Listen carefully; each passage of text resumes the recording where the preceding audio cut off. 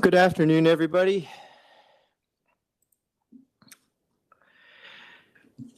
In accordance with Section 45 and 53 of the Planning Act 1990 as amended, this meeting of the Committee of Adjustment of the City of Toronto is called to order. The Committee of Adjustment considers applications for variances from the provisions of the zoning that applies to property, permission to extend or alter lawful non-conforming uses, and consent to sever property to create new lots. We acknowledge the land we're meeting on is the traditional territory of many nations, including the Mississaugas of the Credit, the Anishinaabe, the Chippewa, the Haudenosaunee, and the Wendat peoples, and is now home to many diverse First Nations, Inuit, and Métis people. We also acknowledge that Toronto is covered by Treaty 13 with the Mississaugas of the Credit. Committee of Adjustment public hearings are now conducted in a hybrid in-person and virtual format. Some applicants and participants will make their submissions in person, and others will participate virtually by electronic means through WebEx, an online digital platform. The meetings are also streamed on the Toronto City Planning YouTube channel, and anyone wishing to view the hearing may watch on YouTube. Those who want to participate virtually and have registered in advance will be connecting with their computer, tablet, smartphone, or telephone and have the option of participating via video or audio only. All virtual participants will automatically be muted on entry. When your item is called, you will be unmuted by the moderator, one person at a time. We ask that you also mute your devices until you're called on to speak. Those participating by video appearance will be temporarily upgraded to panelist when your item is being held. During this time, your camera will be enabled. You will only be visible during your 5-minute allotted speaking time. At all other times, your video will be disabled and you will be reinstated as an attendee. For both in-person and virtual participants, Committee of Adjustment staff will share presentations submitted in accordance with a written submission deadline. Those participating through WebEx are not allowed to use share screen or any other panelist controls during your video appearance. The host will remove you from the panelist role if you fail to respect that instruction. People attending in person today that want to receive a copy of the decision of the committee must fill out a decision request card, and those participating virtually need to submit a written request for a decision by email. Please ensure that you include your name, address, and email address because the Committee of Adjustment and the Toronto Local Appeal Body will be sending notifications and appeal updates by email. If you do not agree with the decision of the committee, you may be able to appeal the decision to the Toronto Local Appeal Body or in some limited circumstances to the Ontario Land Tribunal. However, the provincial government amended the Planning Act and generally removed rights of third parties to appeal Committee of Adjustment decisions. Only the applicant, the Minister of Municipal Affairs and Housing, specified persons, and public bodies, as those terms are defined in the Planning Act, are permitted to appeal decisions of the Committee of Adjustment. Appeal instructions are set out at the bottom of the decision of the committee. I will call each item in the order listed on the agenda. When an application is uncontested, the agent or applicant may proceed with their presentation if desired. When the committee does not require a presentation, applicants are to advise the chair should they wish to speak to the committee. The committee may ask for questions and or take the matter into committee for a decision. Each speaker, including the applicant or agent, will be given a maximum of 5 minutes to address the committee. I will comment when you are reaching the 5 minutes. Any presentation or other material you wish to submit to the committee must have been emailed in advance of the hearing. Staff and committee members cannot accept materials at the hearing. When addressing the committee, please clearly state your name and address. Please remember to confine your remarks to the matters outlined in the application. The applicant or agent will proceed first and make a presentation to the committee on the application. Please note that the committee may not entertain revisions. The committee may decide to defer the application if substantially revised to ensure the revised application is accurate and that all those entitled to notice of the application are informed of the changes. Then generally, either in support or opposed to the application, others will be invited to speak. Generally, we call on speakers in the hearing room and then those participating through WebEx. Committee members may ask questions to each speaker after they have finished their presentation. And when all speakers are finished, the applicant or agent has the opportunity to rebut. This will mark the end of discussion. The application will then be taken into committee for a decision. All right, are there any declarations of interest from panel or staff for either of our afternoon sessions, 2 p.m. or 4 p.m.? No? Okay, are there any files to, seeing we have no files to close, Mr. Deputy Secretary Treasurer, do we have any items that are being deferred this afternoon? Through you, Mr. Chair, we have one item. It's number 19, 105 Rumsey. All right.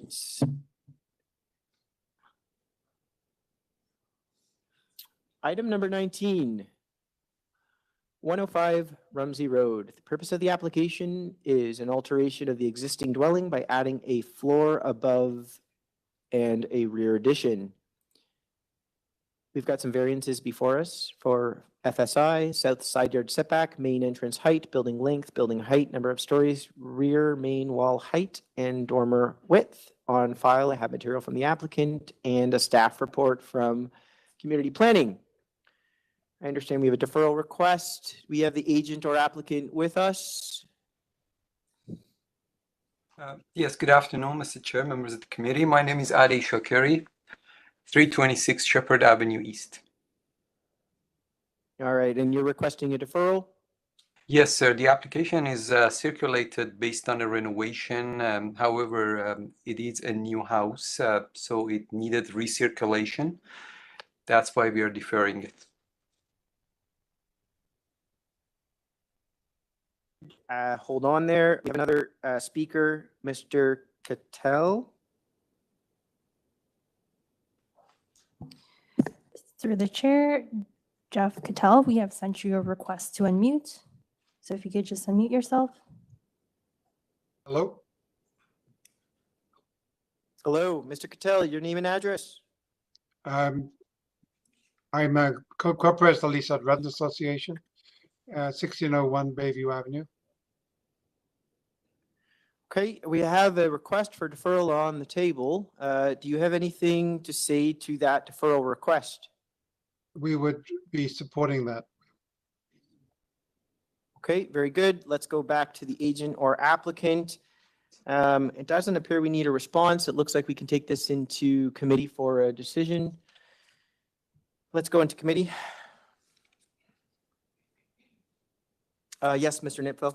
Thank you, Mr. Chairman. I'd move deferral as requested by the applicant. Okay, do I have a sec? What's the reason for the deferral? I didn't hear all of what he said, but I gather there's some corrections that need to be made. My understanding, the purpose of the application needs to be revised in order to change it. I believe it was an alteration to an existing building, and in this case, it would just be a new building altogether. It's written, doesn't yeah. That's correct. Those revisions. All right. Okay, we've got a motion on the floor. Do I have a seconder by Mr. Kaboo? All in favor? That is unanimous. The motion carries. The application is deferred. All right, seeing as that there are no other deferral requests in our 2 p.m. time slot, we're going to get started with item number 14, 3905 KEELE Street. The purpose of the application is to request relief from the minimum number of parking spaces required for a day nursery with outdoor play areas. This application was deferred from the hearing on August 13th, 2024. One variance before us, which I noted in the purpose of the application. It would take us from a required 81 spaces to a proposed 57 spaces. On file, I have material from the applicant, a memo from transportation requesting deferral, email from Metrolinx, and a late planning, some late planning rationale from the applicant. All right. All right, we have the, in person, welcome. And thank you for your patience. I realize we're running a little bit behind today. Of course. I'm going to ask for a brief presentation, but specifically, perhaps you could address some of the comments that were made from transportation requesting deferral, given that the variance is more or less transportation related. It may be appropriate to address some of their concerns. For sure. Would you like me to begin with the presentation or just respond? Sure, but before you do that, let's get your name and address for the record.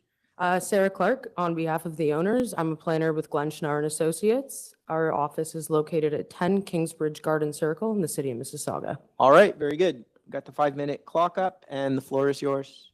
Perfect. Okay, I submitted a quick presentation if we can have that pulled up. Oh, okay. Actually, my colleague just noted that perhaps I made a mistake. I know transportation, I had said transportation was requesting deferral, but I may be incorrect with that statement. So we may need a point of clarification on that. Not to confuse you. No, I'm just No. going to check my notes, but please go ahead. I'm more than happy to clarify that up front since it's part of my opening spiel anyways. As you said, Mr. Chair, this is a deferred application from earlier this year. The deferral was granted on the basis that we continue to work with transportation staff in order to resolve some issues with the terms of reference in the parking justification study to support the variance.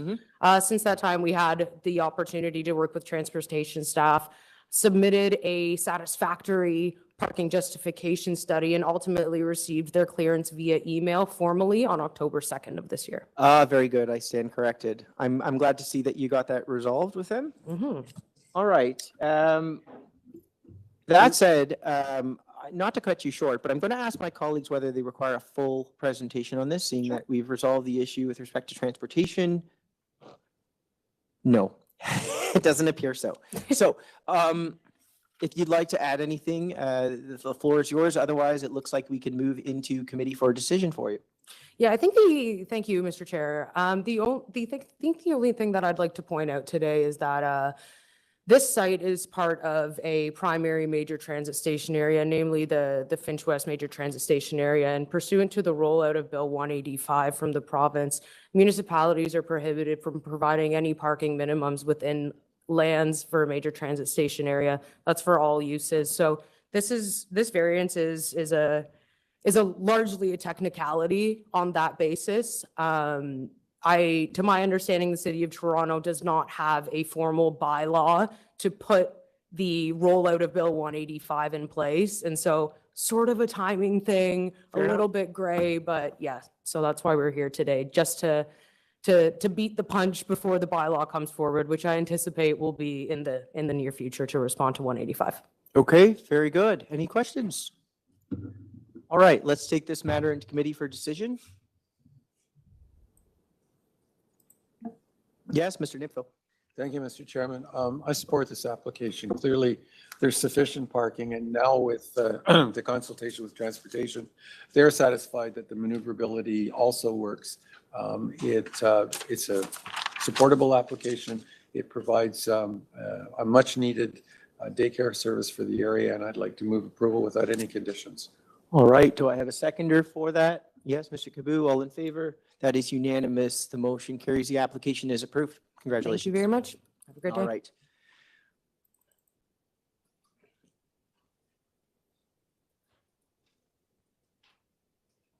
All right.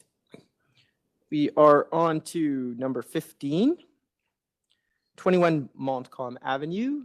This is a proposal to construct a parking pad in the front yard. This application was deferred on June 20th, 2024.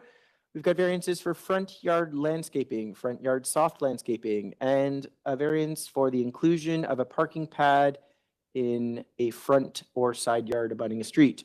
On file, I have material from the applicant, the planning, memo from transportation, an email from Metrolinx, and a memo from Urban Forestry. Okay, we have the agent or applicant with us. Good afternoon. Good afternoon. I'm just looking at the staff report from community planning, and it looks like they're recommending refusal of the application. So I'm going to ask for a presentation on this and ask if you can specifically address some of the concerns that were raised by planning staff. Definitely. So I do have so first off, my name is Enrique Valencia of Valencia Enterprises, Inc. I'm the agent for the property owner of 21 Montcalm Avenue. Your address? Sorry. Oh, it's 9040 Leslie Street, Unit 10 in Richmond Hill, Ontario. Okay, thank you. All right, you got the clock up. The floor is yours. Thank you. Okay, so the purpose of the application is to approve the variances that follow: the front yard landscaping of 37.14%, a front yard soft landscaping of 33.47%, and a parking space located in the front yard. So for context, I'd like to state that the owner has been through a great deal of trouble in order to accommodate his parking situation. He has requested various proposals through not only the neighbor, because they share the driveway, transportation on its own on trying to obtain any kind of street parking, and urban forestry as well because of the city tree that's on the property. The previous request is the mutual driveway, the permit street parking pad on the boulevard and private side, which it would still potentially need a committee of adjustments hearing. And then this proposal is the one that most of us came together, and I did have support from transportation and urban forestry, and the community planning did have a couple of concerns, so I'm going to address them now. So this location does not have any parking available to the owner, as I said, either through permit parking or on the property itself, as the existing driveway is too narrow. Currently, the owner needs to move his vehicle twice a day, once in the morning between 7 a.m. and 9 a.m., and once in the evening between 6 p.m. and midnight to accommodate the surrounding parking restrictions. There is space on the property as shown on the proposed site plan, which you can move on to the next page. Like I said, as demonstrated through this plan, for there to be parking as well as soft landscaping. So this property is located in Ward 8, where front yard boulevard parking is available, is allowed as well. Regarding variance number 1, so there's 2 parts to it. We are here with the recommendation from transportation and urban forestry to go through this process to receive this variance. While we are aware of Andrew Kim's comments from community planning, we do believe that the variances we seek meet the general intents of the official plan and the zoning bylaws and are a positive development for the property and the neighborhood as well. As if you take in reference just that block of MONTCALM, approximately more than 55% of the neighboring houses have some kind of, whether legal or illegal, front yard parking pad. And I made reference to some of them. MONTCALM, 10 MONTCALM, 8, 12, 34, 35, 37, 17, 19, and 31 and 33. So as such, the neighborhood character is incorporated in the proposed plan, maintaining the general pattern, character, and aesthetic of the neighborhood.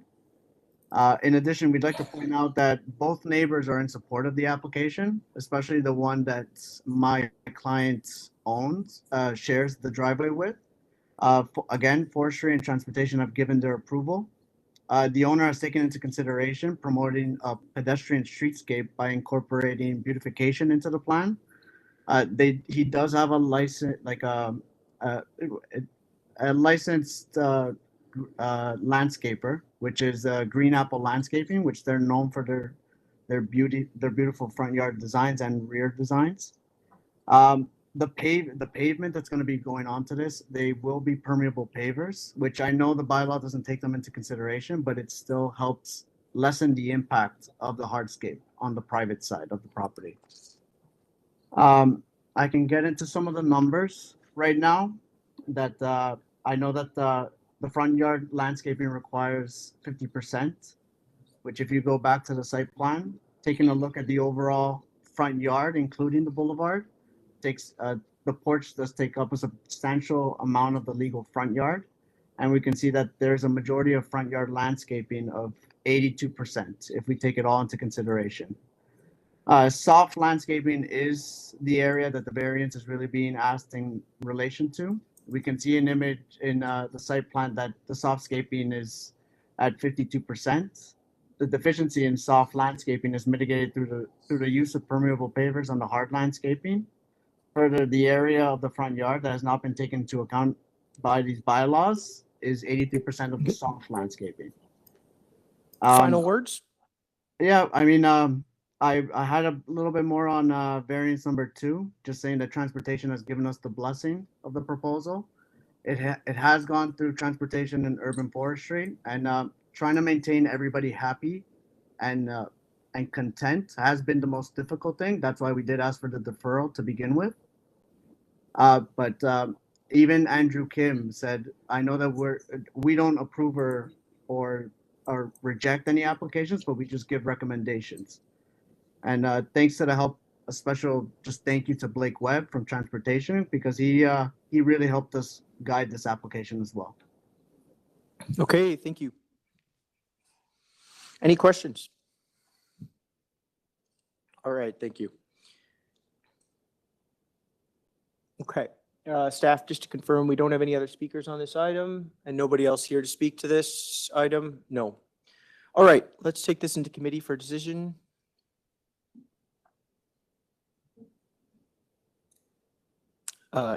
Yes, Mr. Nipville. Thank you, Mr. Chairman. I'm normally very, very critical of this approach, but in this case, I don't see that there's much option other than to not allow the homeowner any parking, which I think is undue hardship. The space between the buildings is narrow, particularly for current cars. So I think parking in the front yard in this case makes sense, and there is other front yard parking, as the applicant indicated. I explored whether it was possible to remove some of the paving and insert planting, and if you just look at the plan, yes, it's possible, but then that planting will interfere, I would argue, with pedestrians getting out of the car and trying to get to the base of that circular walk or circular stairway that leads to the front porch. So having said that, I think the applicant's done a reasonable job of exploring alternatives, and subject to the paving in the front yard being permeable pavers, I'd like to move approval of the application, and I don't believe there are any other conditions. Okay, we've got a motion subject to the inclusion of permeable pavers. Do I have a second to that? Yes, Mr. Kaboo, all in favor? Okay, opposed, Mr. Allison. All right, the application is approved with a condition.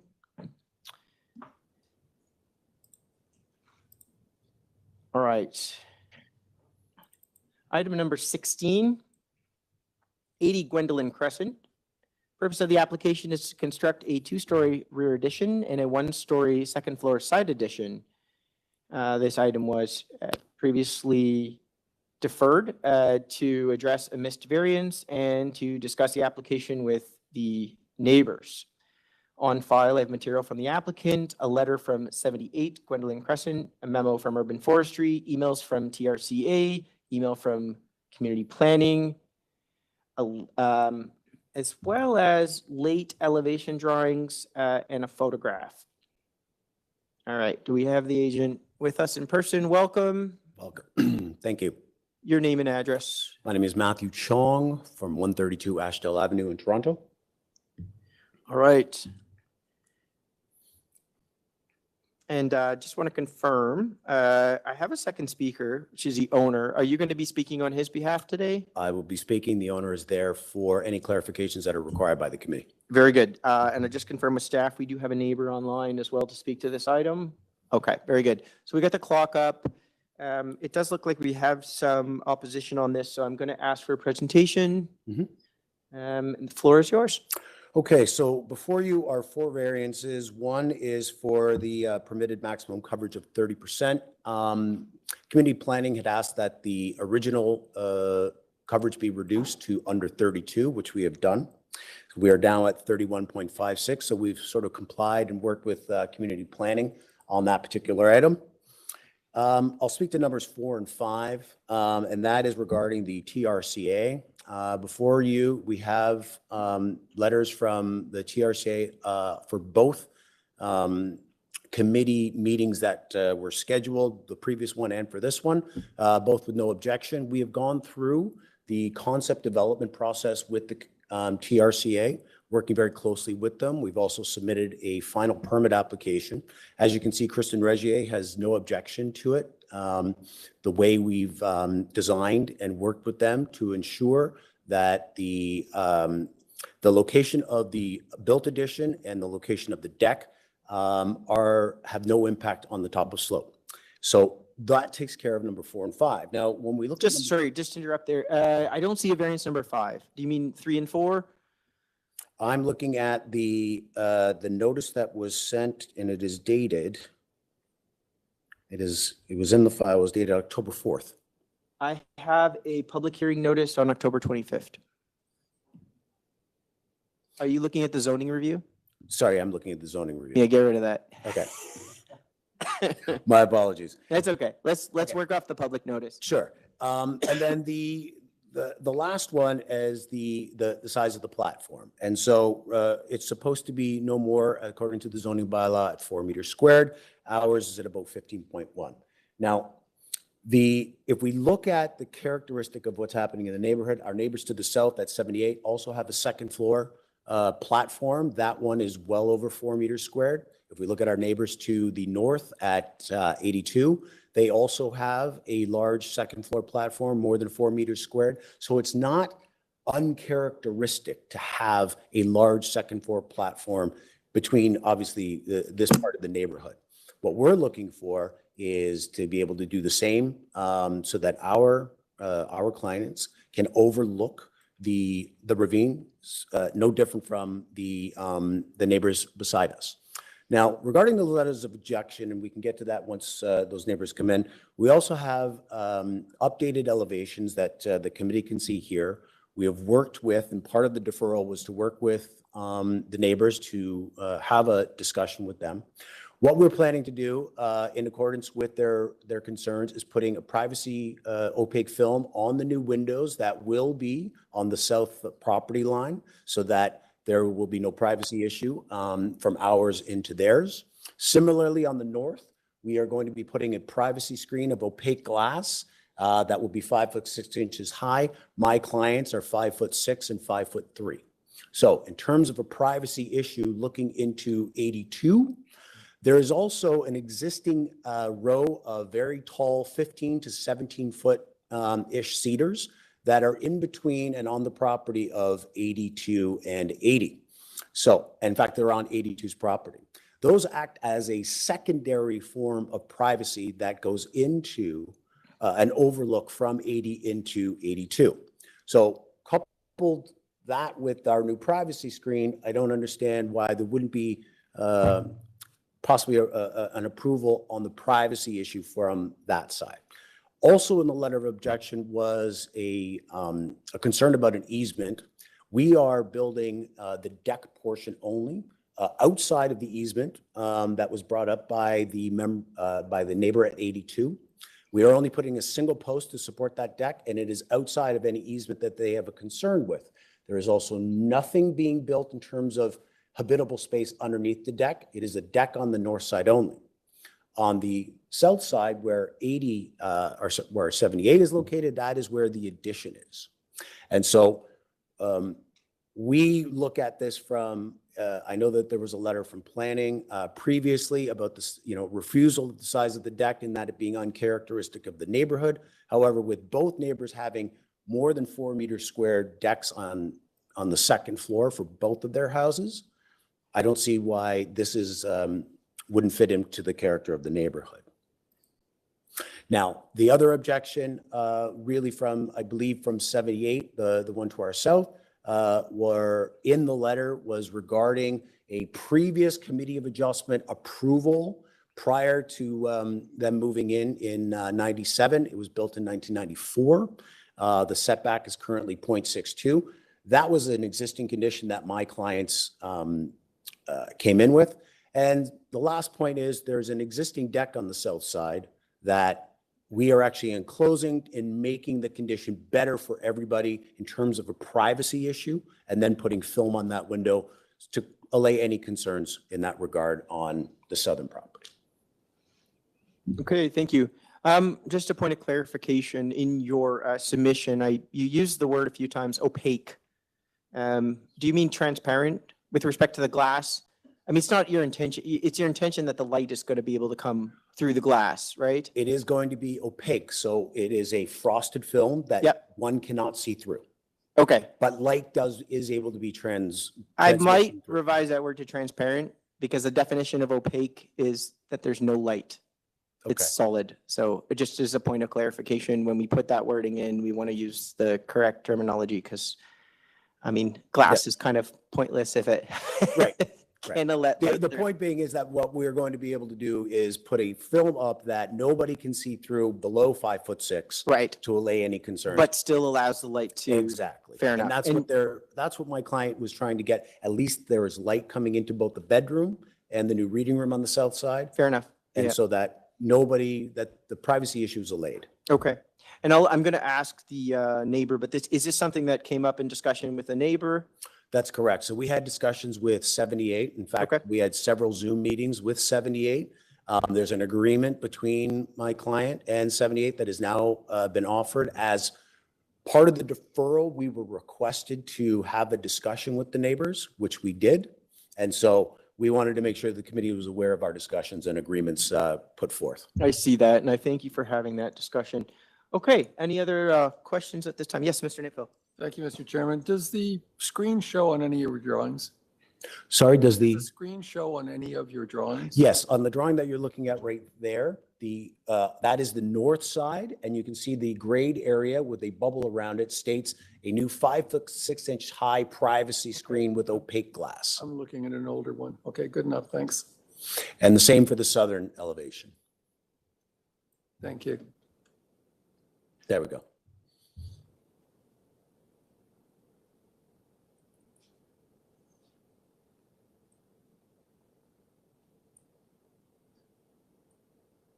All right, any other questions?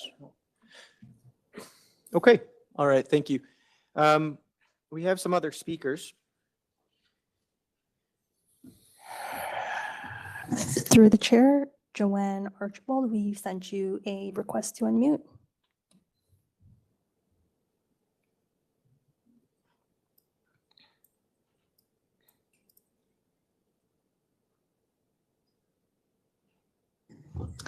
Through the chair, Joanne, we see that you are unmuted. You can proceed with your comments. Oh, hi, everyone, and greetings to the committee. Yes, we did have discussions with Matthew, the agent, and we did agree on a number of factors, and that was put in a letter and attached to our submission. So we want to have that on record just in case, you know, the film, which can be removed at some point, doesn't come off. And that, you know, we are also allowed to have 15-foot cedars to have some privacy, as there are two bathroom window, which will be a mudroom, and the side door that the light shines into our living room. So yes, we are in agreement, as long as the conditions that we've outlined in our letter that the owner did execute and return, and that we filed with our submission. Okay, thank you. Any questions? All right, no questions. I'm going to turn it back to the agent, just provide you an opportunity to respond to the comments that were made by the immediate neighbor. I presume everything is in order. We are going to be held to the agreement, subject obviously to condition by the committee, but also, you know, we're looking forward to any feedback. We have Joanne's statement here. We will be adhering to that opaque film. Look, nobody wants to be looking into anybody else's bedroom at this point, or into, you know, and creating a neighborhood issue. What my client is really looking for here is the ability to work with the neighbors, have a neighborly discussion, which has been done, but also be able to enjoy the ravine view like both the neighbors that are beside us Fair with an enough. outdoor deck. Yeah. Okay, well, I just put out there, you know, that as a committee, we can enforce private agreements. But I will say this, and just from my own personal experience, you know, we're dealing specifically with the variances, right? So when we get into some specific details, specifically, you know, landscaping, or whether a screen have certain nuances, right, with respect to that, that really, I'm really pleased to see that you've reached out to the neighbor, but I say the same to you that I say to any other applicant or party that's before us, in that, you know, we can't enforce these private agreements. They're usually executed in good faith.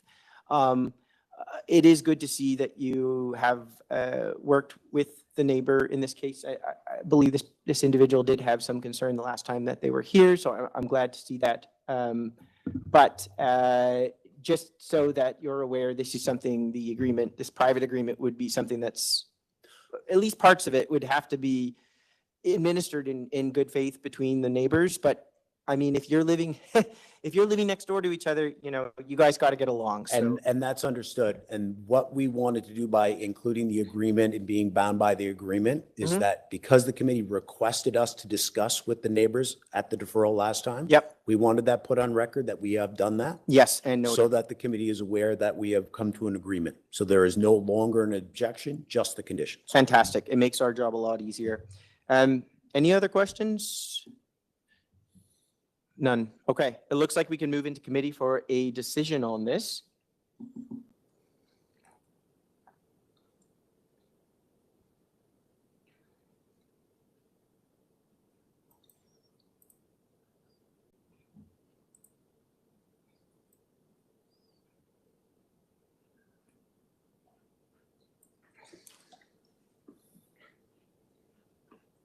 Mr. Chairman, did we get, I'm sorry, I was looking for that drawing and I can't find it.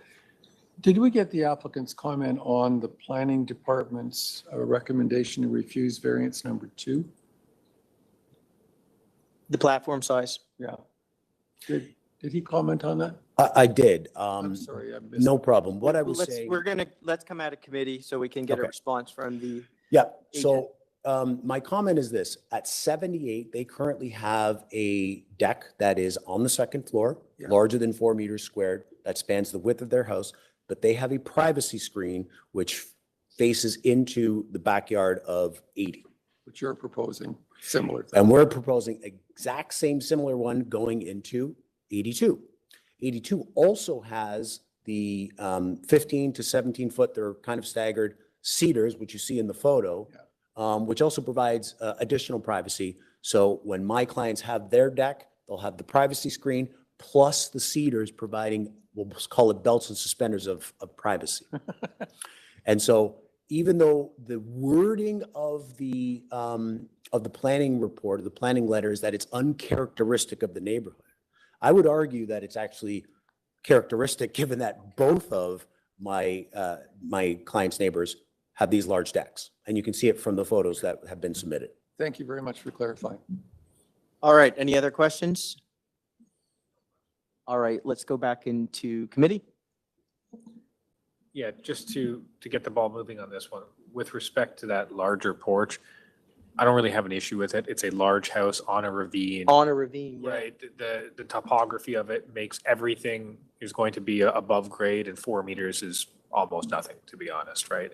So I have no issues with that. Like, I have no issues with the presentation or the variance in general. I just want to make sure we capture these screening elements correctly as we move forward.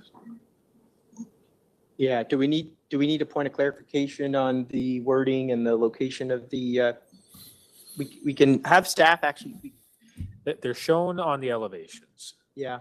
right? And everything is on the plans. So I guess I would ask the,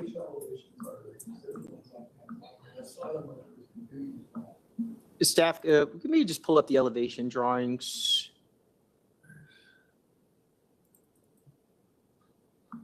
I see them in my package.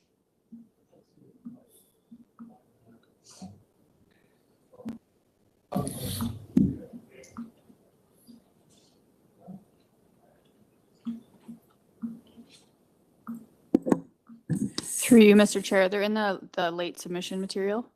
Thank you. That helps. So if we reference those drawings, Yes, I'm going to ask staff about this, but I might remove the word opaque. It's up to you what you want to put the wording as, but again, to clarify, opaque means light does not go through. All right. Opaque is opaque is not transparent. Transparent. So Transparent is basically- allowing some light through. Opaque is Yeah, like, usually- there's no light coming through. Usually So frosted will this will let light be, come through. I know what you mean by fraud. Like, I Yeah. understand it's a sight line, but Yeah. but when we're talking about it, I think the in terms of the verbiage, like it refers to the actual. well, I believe it does say opaque film.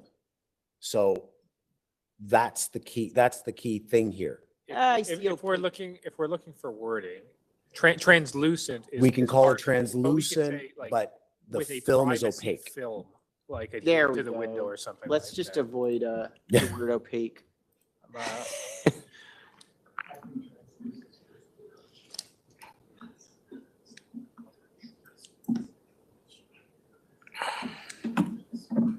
So you got a motion on the floor. I don't have a motion. I can make one. I'm just Why don't you making sure I do that? reference. Because this is the only issue we're dealing with, right? Yeah.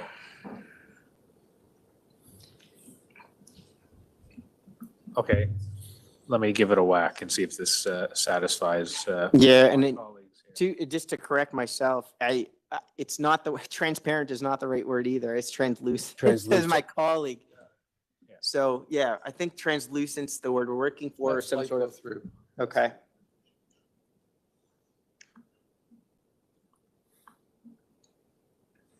Okay, so, all right, given all of this, I'm going to put forward a motion to approve this application, subject to the conditions that it be developed substantially in accordance with the elevations provided or received by the committee on November 4th, 2024, and including that it be subject to applying opaque translucent films as noted on those elevations. I think that should satisfy. Yep. Take out the word opaque. Okay, we'll take out the word opaque. A translucent privacy film. Is that? There we go. everybody? All right. That works.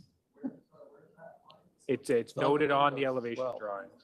Yeah, in the November 4th, 2024 package. Does that satisfy my colleagues? Yep. Okay, Yeah. and we should be in good order. We have one up. Just one minute. Hold that thought. Hold on to it. Want to make sure. Is that okay? We have an issue. You can't hide information.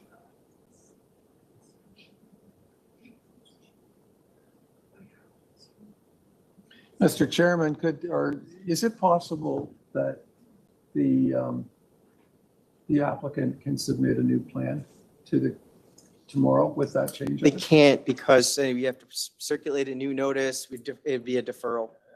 I think we can find the language that is appropriate for this, because to make them I- reapply and wait 2 months to come I back would is. agree. We gotta find a way to, maybe we don't, then if we can't tie it to the plan, then we have to use like a condition with the right wording. I think we can tie. We would be happy with a condition to translucent privacy film as a condition. Yeah, in lieu of opaque film. Yes. In That's lieu of fine by opaque. me.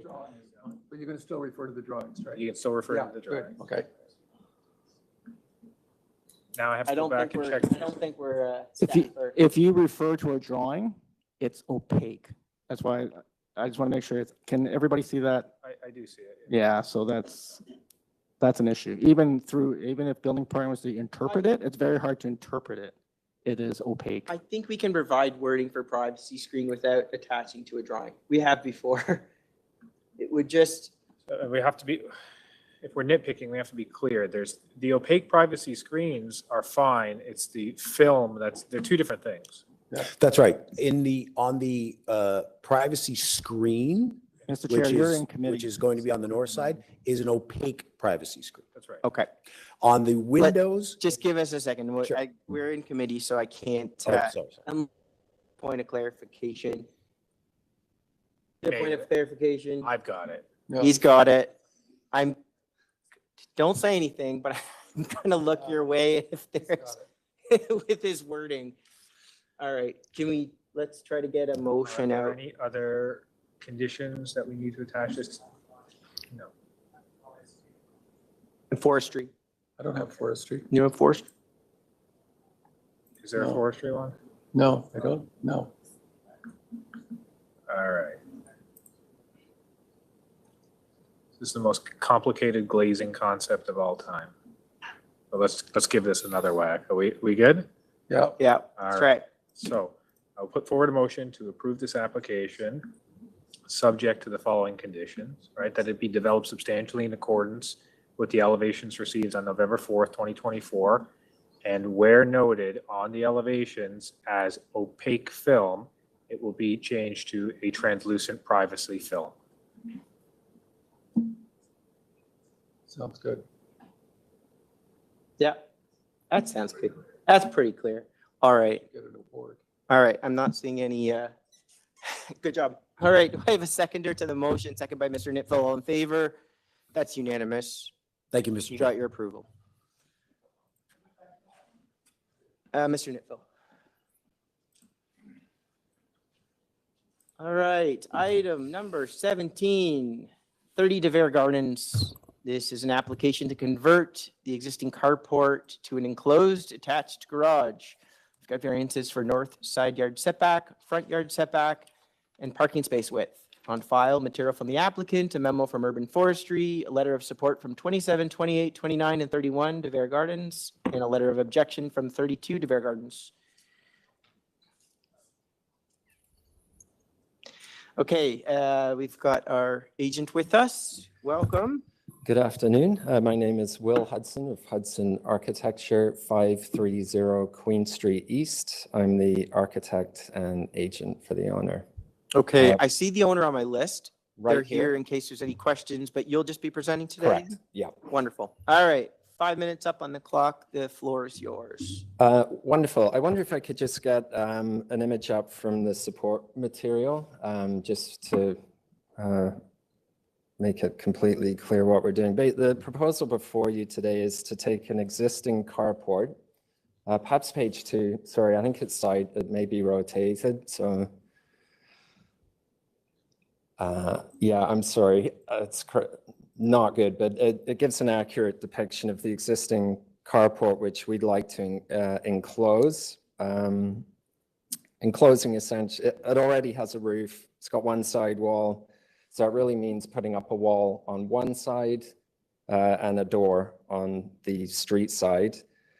In doing so, we provoke 3 variances: the side yard setback, required front yard setback, and the parking space is not bylaw compliant. I would say in response or justification to each of those, variance 1, we're within the footprint. The columns are already there. We're not extending the walls beyond that. Variance 2, the carport's actually further set back from the street. And the garage would also therefore be further set back from the street in the existing house and front porch. And for variance 3, it is on the small side, but the car will still fit. My client is quite happy to have a car that fits in there.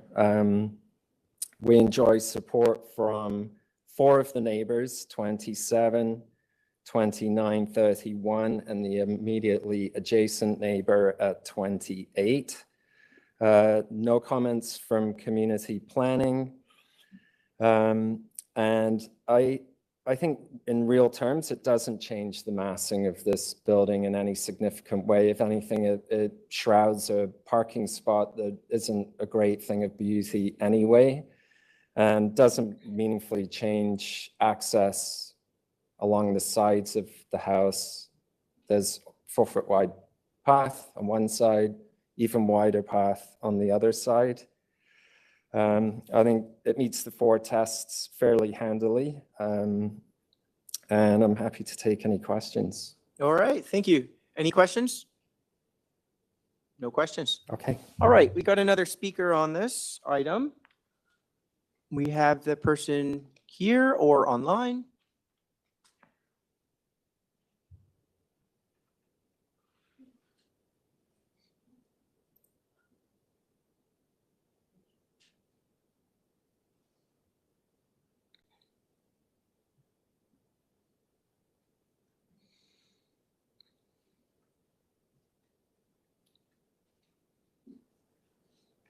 Welcome. Good afternoon. Good afternoon. Your name and address for us. I am Dr. Hayek, Vlasta Eva Hayek, and I live on the 32 De Vere Avenue, the De Vere Gardens.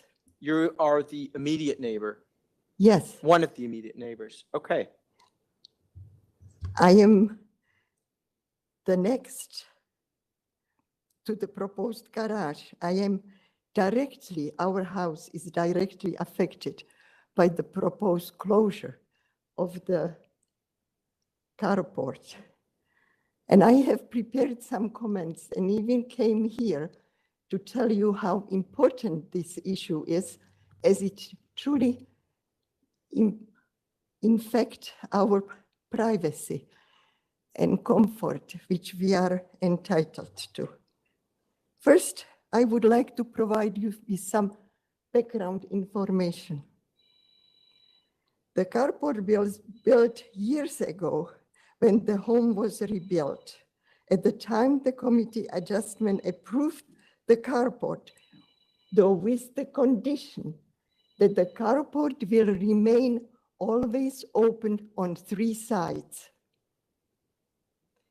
We did not oppose the construction at that time, even though the roof overhang of the carport is just 46 centimeters from our hedge, our property line.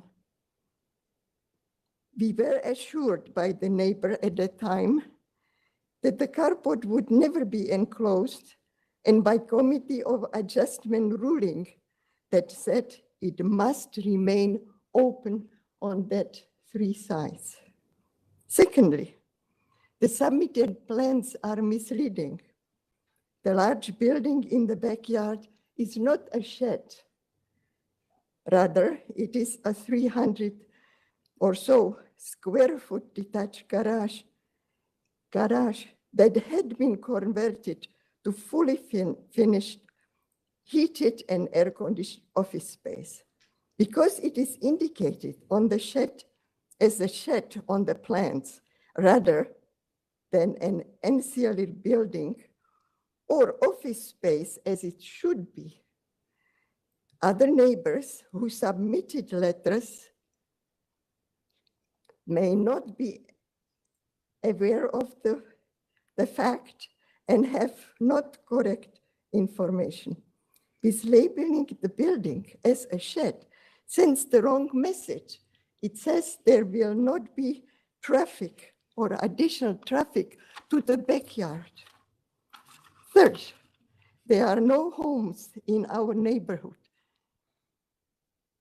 that have both detached former garage in the backyard and an attached garage. There are 2 homes on the next street over Mason Avenue that have carports. So not every house has a garage. Finally, I would like to tell you how enclosing unnecessary the carport would directly affect me and our home. Currently, the foot traffic to the backyard, side entrance, and the backyard office runs through the carport. And so further from the property line, the side entrance is also currently set further back from the property, our property. And closing the garage would create a narrow walkway between the new garage sidewall and the property line. You saw on the picture the garbage can placed there where the walkway should be.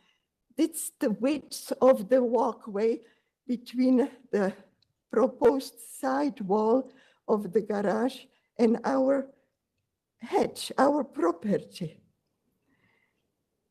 This would push the traffic right to the next property line and directly to our large window and our main living space. The new side entrance would also be directly opposite that window. And as I am retired, I spend most of the time at home now and on the main floor. I am made to believe that some of the clients will request visiting the backyard office, and it would feel intrusive and would impact our privacy to have the foot traffic diverted so close to our home, to our property. This is the main access route to the backyard, and anybody could see in. Even the tree has to be sacrificed, the protected tree, which would stand apparently in the new way under the construction. And thus, it seems that unnecessary conversion of the carport to closed garage would have such an impact on our privacy, on property, comfort, and security. Okay, very thank you. much. Thank you. Any questions? Okay. All right. I'll have the agent back up for a response. I did hear something about a tree. Perhaps you can Yeah. maybe touch on that as well. Yeah, for sure. The owners have engaged an arborist and we're in discussions with forestry about a tree. There is one close by and we're applying for a permit to injure. It's very likely that the one wall will need some kind of helical pile, monitored excavation, something like that in order for the tree to be preserved. There are no plans to get rid of the tree. There are no changes to the overhang, so whatever the condition is on that side of the house, we're not changing it.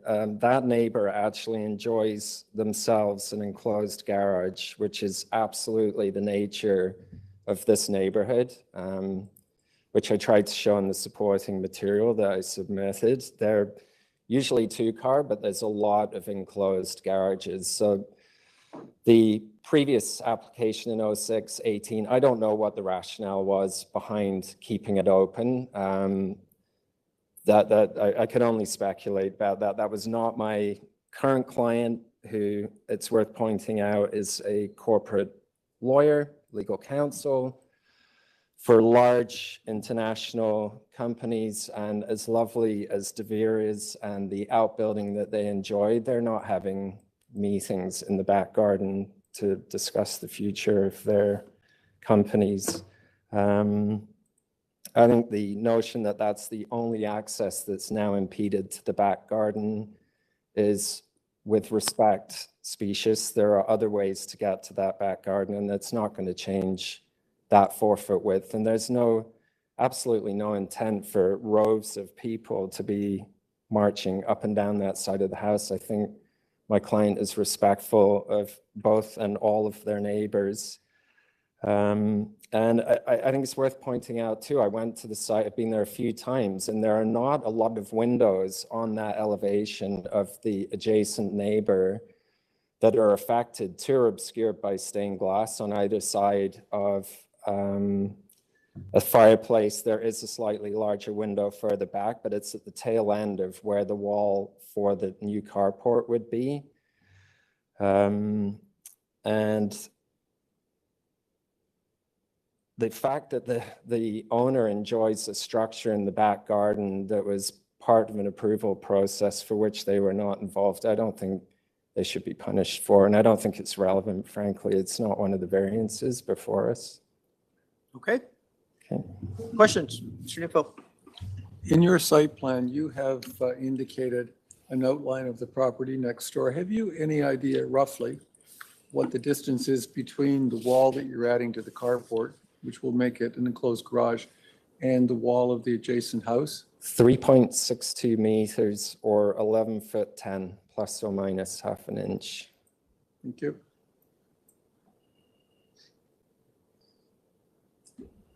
Any other questions? Okay. Thank you. Let's take this into committee for a decision. Mr. Bartolo? Thank you, Mr. Chair, and I'll make some comments and let my colleagues make theirs, but in principle, I don't have any issues with this. The general kind of design and lines of the house are being followed, enclosing the carport. I don't see puts any undue strain on the neighboring property or creates any terribly adverse conditions. The setbacks that are being requested here, I think, are reasonable in keeping with what's trying to be achieved. The variance number 3 with the smaller parking stall width that's being proposed, it's a little bit under what we would typically like to see, but if that's the homeowner's wish and they can make it work, then I'm not going to be the one who stands in the way of that. So I think it's a supportable application. Is that a motion? Yeah, I would agree with this one. I think the intensification is quite modest, and I don't think the impact is very much, if anything at all. Just given that you're dealing with an existing structure, I think there's a good amount of setback. 4 feet is actually a good amount of distance for a walkway. Typically, sometimes we see, as little as 2 feet or 3 feet, but I think 4 feet's a good sufficient walkway. I mean, 4 feet would suffice to give you a fire access should you want to put a garden suite or a laneway house on a property. So I don't think there's any issue with respect to that. My comments are more or less in line with yours. I think you summed it up. I will then put forward a motion to approve this application subject to the conditions noted in the urban forestry memo attached.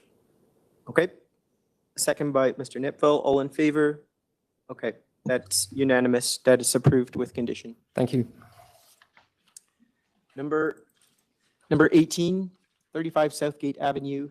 This is an application to construct a new detached dwelling. We've got variances before us, including rear deck projection, setback for an eave, lot coverage, side main wall height, building length, platform area, and west side yard setback. On file, I have material from the applicant as well as a staff report from community planning. We have the agent with us. Yes. Sir, is it my understanding that this is going to be a modified application? Yes, Mr. Chair, good afternoon, Mr. Chair and the committee members. My name is Shenshu Zhang, architect. Our office location is 98 Scarsdale Road. Yes, we like to reduce the item 6, reduce the balcony from 13 square meters to 7.5 square meters. Okay, thank you. So it's number 6 is a reduction from 13 square meters to 7.5 square meters. And that pertains to the area of the platform by the master bedroom. Correct. Are there any other modifications? No modification. I just like to point out a little bit about the item 2 and 7 is mainly because of the property is not irregular in the west side. And for number 1, it seems like a projection is 3 meter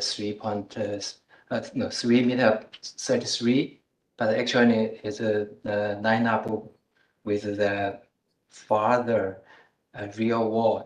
I don't think there are any impacts onto the neighbors. That's it. And if you have any questions, I'd like to discuss.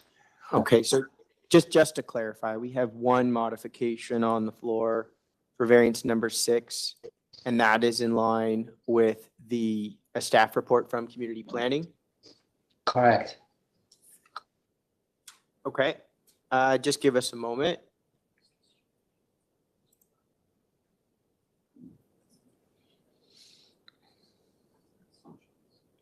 We have any other speakers on this item? Through the chair, we have Jared Laird. All right.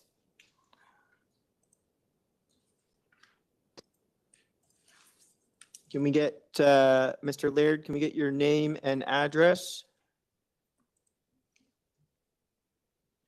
Jared Laird, I live at 33 Southgate Avenue. That's the property just to the east of this property. Yes, we see that. All right. So we have a concern with a couple of items actually, but the main item on the list there is number 6 with the deck, the proposed size of the deck. I see they've just requested to reduce it to 7.5 meters, which is still nearly twice as much as what they're allowed. And the actual location of it sits directly above our main summertime entertaining area in the backyard. We have a pergola gazebo at the back there where we spend a lot of time in the summer, and it's virtually directly above that area. So they'll just be able to see right in it, and they'll be virtually be, maybe 10 feet away from our family gatherings and the like. So we'd like to have that reduced to 4 meters at maximum, so that there's no potential for the people to use it as a sitting area on a long-term basis during the day. I think Okay. if you look on A204, you'll see a good indication of where the deck is.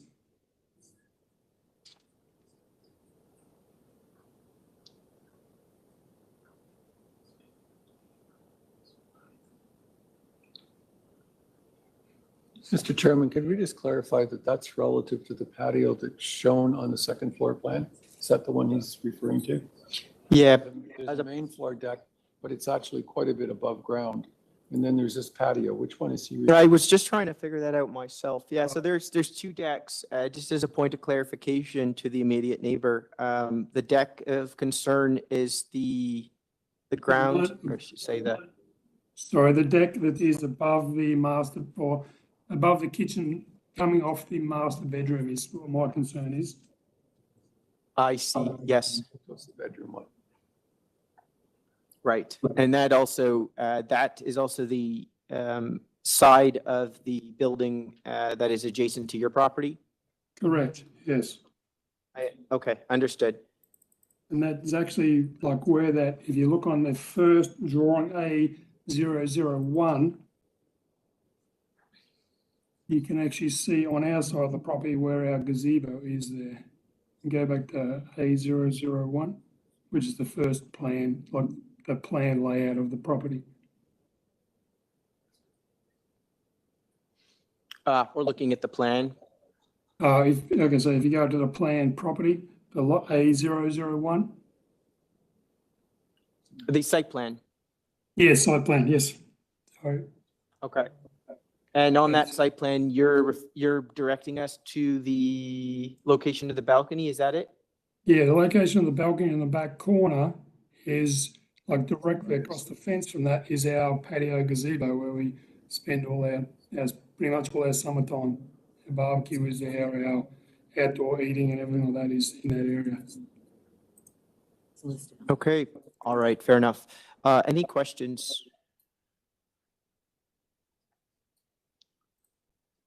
Okay, no questions at this time. Do we have any more speakers on this item? Through the chair, we do have. 6. Through the chair, we do have one more speaker. We have David Spring. Okay.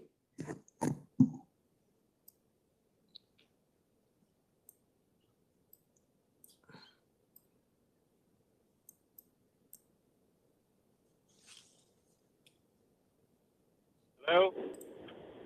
Hello. Yes. Hi, this is David Spring. How are you? Your I'm the address? neighbor I'm good. It's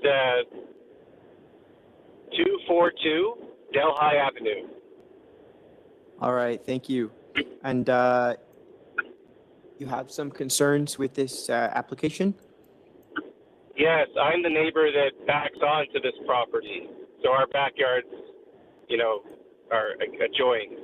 And my concern is this dwelling will be very tall, and my privacy in my backyard is going to be probably not what I have right now, because the current dwelling is a lot smaller, and it's much farther up from the property where I am. So I would like to have a privacy fence installed at the owner's expense, a solid one, so that I can have some privacy. And I want that put on the record. Where would you like that fence? In the backyard that divides our, like where our backyards touch. And what height are you suggesting? Well, I think the maximum you can go is 6 feet, so I would like 6 feet. And how will this 6-foot fence at the rear property line mitigate or help with privacy? Well, I won't be looking right into their backyard. And they won't be looking right into my backyard. And there are some trees there. So with a combination of that, yeah, that should mitigate any concerns with my privacy. Okay, so you're asking for property line fence? Yes. Okay. Any questions? None? All right. Any other speakers? Okay, let's go back to the agent.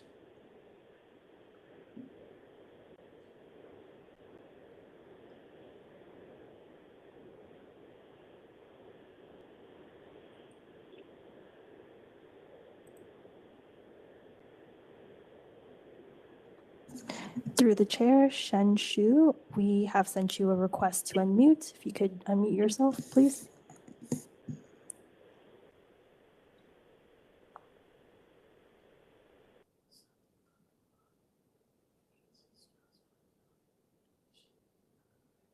Oh, hi.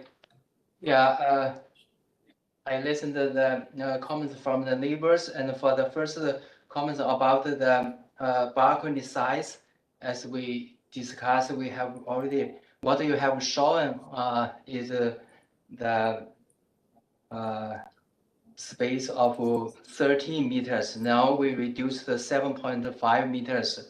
So the boundary of the lower roof now is covered with roof. So the balcony actually is reduced even smaller, not large enough for people to sit there. It's very much covered the window or sliding door of the master bedroom. So that's what we have already changed. And above the building's height, we don't have a height variance applied. So mainly compliant with the building, with the zoning bylaw, except the main wall height is increased from the permitted height of 7.5 meters to 7.78 meters. So that's only 38 centimeter increased. I don't think really we are going to have a significant impact to the neighbors. And about the deck on the ground level, as I explained, firstly, it's not really projected from the rear wall, and that is located on the west side, facing the commercial properties. That one will not have any impact to the neighbors. That's what I understood.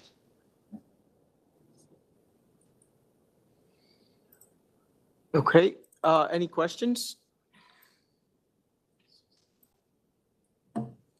Has variance number 6 been modified by the applicant to 7.5? That's the, It has. okay, good, thanks. That's the one change that we've made. Yeah. Okay. Any other questions? All right, let's move into committee.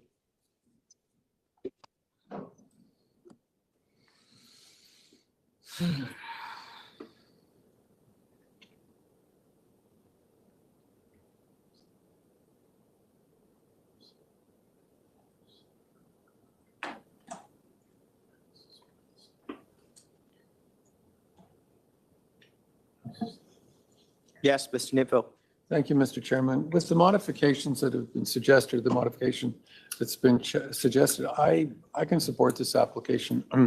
I don't think it creates undue privacy concerns for the adjacent neighbors.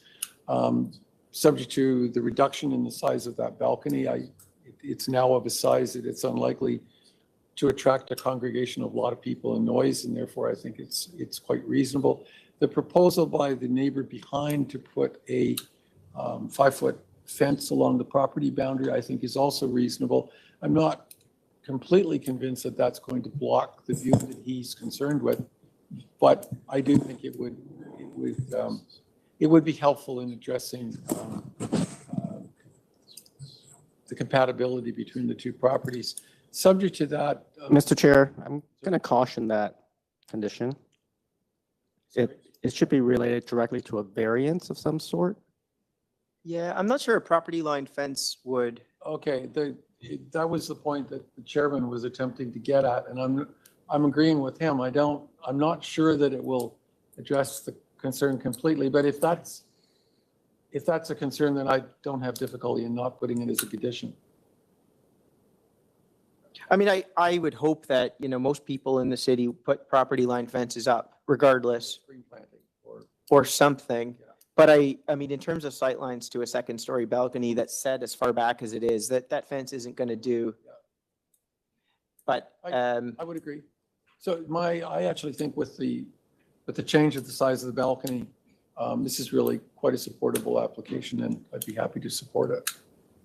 all right. Yeah, I'm glad. I agree. I'm glad to see a reduction in the balcony size. I think just given the fact that it was is closer to the neighbor, I want to ensure that it's mitigated in terms of size. But I do note that they are meeting the requirement of the side yard setback on the neighbor side. Yeah. So, all right. Do I have a seconder to the? Is it a motion? Yeah. Do we? I didn't Sorry. realize that was a motion. Sorry, it's getting a little late. You want a motion? I would like a motion. I'd like to move approval of the application, of the amended application with the 7.5 meter balcony and without any conditions. Thank you. 7.5 area. Yes, sorry. Yeah. And without condition. All right, second by Mr. Bartolo, all in favor? Okay, that's unanimous. Application is approved as modified.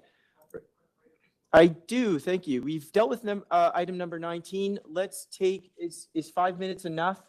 Yeah? 5, 6, 10 minutes? Oh, take it to 5 o'clock. Yep, we'll resume at 5 o'clock with our afternoon session and get us through quickly as I can. Thank you.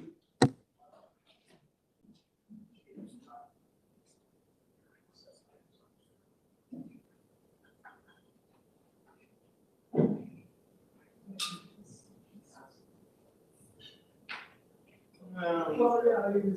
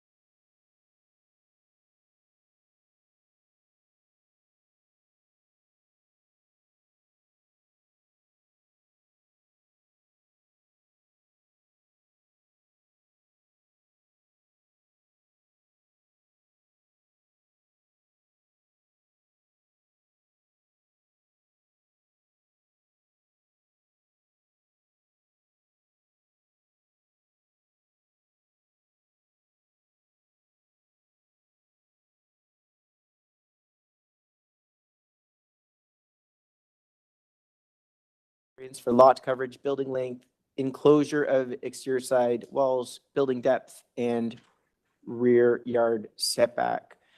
On file, I have material from the applicant, a staff report from community planning, and a letter of objection from 18 Yorkview Drive. We have the agent with us.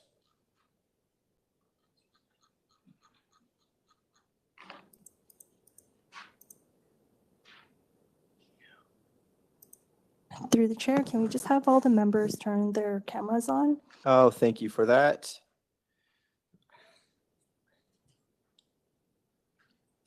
Through the chair, we have Davis Chang.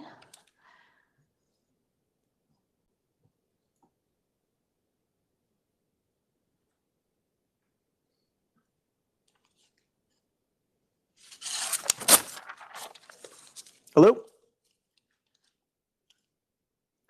Mr. Chang?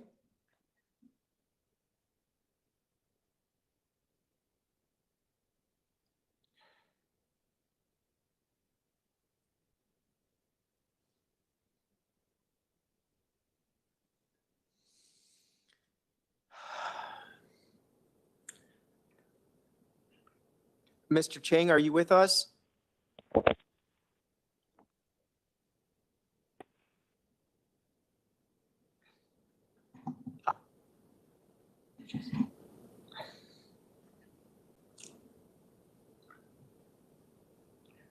Hello, you guys hear me? There you go. Hi. Your name and address? Sorry, my name is Davis Chang. Address is 357514 Avenue Markham. I am the authorized agent for 68 LORRAINE Drive. Yep. Okay, you're requesting a deferral today? That is correct. For this application, we are requesting for deferral as we are still in communication with the building department regarding its terms and conditions. We are in the process of reducing the size and the lot coverage of the area for this proposal, which will also affect the other variants as well. Okay, very good. Yeah. Right. Let's take this into committee. Yes, Mr. Nipfel. Thank you, Mr. Chairman. I'd like to move deferral to allow the applicant consultation with the buildings department about revisions. Okay, do I have a seconder? By Mr. Kaboo, all in favor? That is unanimous. The motion carries. A deferral is granted. All right, we have another deferral request for item number 23, 180 Connaught Avenue. Purpose of this application is to construct a new deck. We've got variances for, two variances for lot coverage, and one for deck height and projection. On file, material from the applicant and a report from community planning. We have the agent or applicant with us.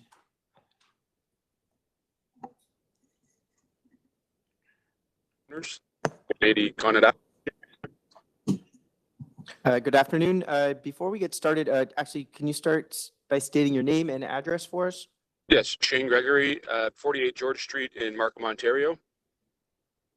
Okay, and I see another speaker. I just presume they're on standby. The owner, Mr. Justin Chu? Yes, that is the owner. That's correct. Yeah. Okay, very good. So you're the only speaker today, and you're requesting a deferral? Yes, we're requesting a deferral. We received the staff report from community planning recommending refusal. So we didn't have enough time before the meeting to be able to connect with them to make any changes to the plan. So we wanted to just be able to work a little bit closer with planning staff to bring this back forward to you at the next meeting.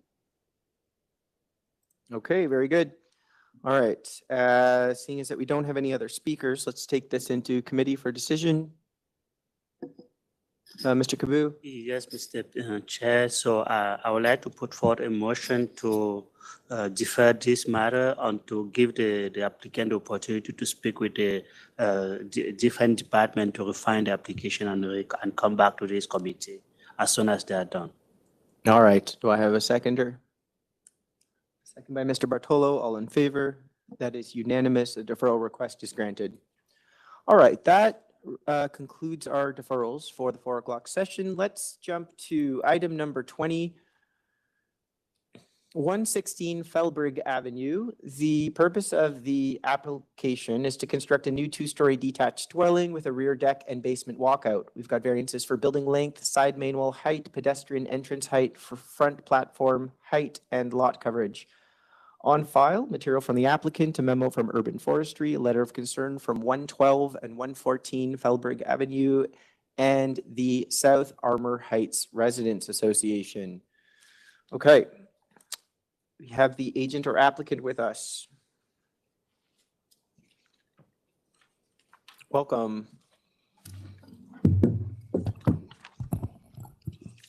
Good afternoon. Good afternoon. Just Mr. say Chair. your name and address for us. Thank you, Mr. Chair. I'm here on behalf of the applicant. It's Jim Katsopoulos, 27 Fieldflower Crescent, Richmond Hill. Okay. There's a bit of opposition to this, so I'm going to request a presentation from you. Thank you, Mr. Chair. Mr. Chair, there's obviously some activity in this within the last 24 to 48 hours in an effort to address the objections that you just identified, especially from the 114. And Mr. Chair, that involved the discussions with the applicant and zoning, city zoning, for two purposes. The first one obviously was to confirm the basis of how the building depth variance was measured. And the second, Mr. Chair, was also to revise the previous submission in an effort to further address the comments from the objector. And that was to actually shift the proposed building forward approximately 5.1 meters. And Mr. Chair, I'm hoping that you have the revised plan, which was from November the 6th. Just give us a moment. See the date of the drawings that are in my package.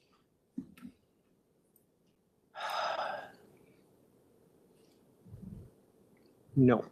Perhaps they're in the late folder. Staff, do we have a second set of drawings on this file that were submitted? Do you know when they were submitted and to who? It was, I think it was Oh. to Shirley or Shelley. Through the chair, those plans were submitted well after the written submission deadline, as well as the late submission deadline. So we didn't receive them? Okay. All right. So they did find their way onto the application form on November the 6th.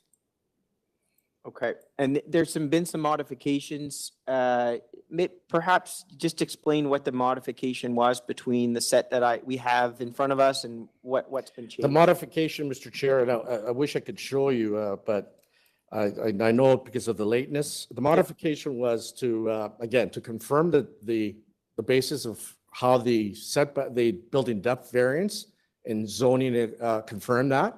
Okay. The second one was to, notwithstanding it was correct, based on the comments that we received from the objector from 114, the applicant shifted the building further towards the front. So in other words, the building itself moves further away from the rear lot line. And that provides obviously a better viewpoint based on the comments that we received from number 114. Yep. And it more appropriately aligns, Mr. Chair, if you look at both the building line at the front and at the back. And one of their primary comments was there's a misalignment of it. So now there's a better alignment at the rear in terms of the rear wall. And if you look at it, it does zigzag. So in other words, the proposed dwelling is a little ahead of the 112 and 114, of course, remains further back from the proposed dwelling. Okay. So that's why you have a zigzag in terms of the building line at the back. Okay, so here's where we're at with this. If in any way we need to tie any approval to drawings, we would have to get a deferral because I don't have any drawings to look at, and this seems like a substantial revision. I'm glad to see that you've spoken with the neighbor. Alternatively, if it's not tied to drawings, we're looking at a modification on the variances themselves. But I mean, you mentioned that the building was pushed forward 5 meters? No, 0.51. 0.51. Okay. Yes, I sir. thought I heard 5 meters. No, and no. I- No, when you say substantive, there would, in my opinion, Mr. Chair, would not be a substantive because nothing changed. Okay. The building depth still stays the same, but the actual physical proposed dwelling moves forward, which provides a better view point at the rear. Yeah, my colleague, Mr. Bartolo, has a question. Yeah, sorry, I misplaced your name here. But do you mind, just for clarity's sake, you have 5 variances on the docket. Can you just go through 1 to 5 and say what has changed from what was proposed versus what you're proposing now? Thank you. Through you, Mr. Chair. So nothing has changed in terms of the actual numbers themselves.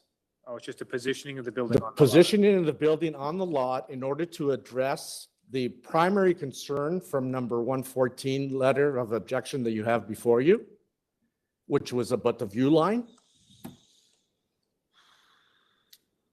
I understand what you're saying, and it makes sense to me. It's a little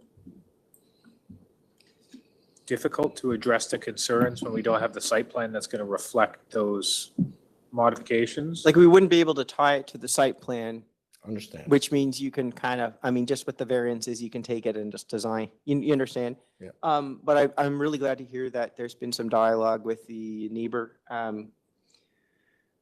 mean, I'll ask my colleagues, but I really hate deferrals. But I mean, we just unfortunately may have to with this one so that we can ensure that the most recent plans are before us. And I would say if you have some resolution with the neighbor, that would also be great in submitting those plans to show that was based on discussion with the neighbor. There are some other speakers, so are we looking at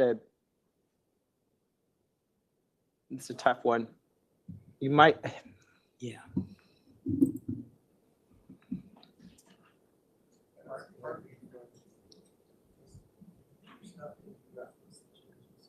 Yeah.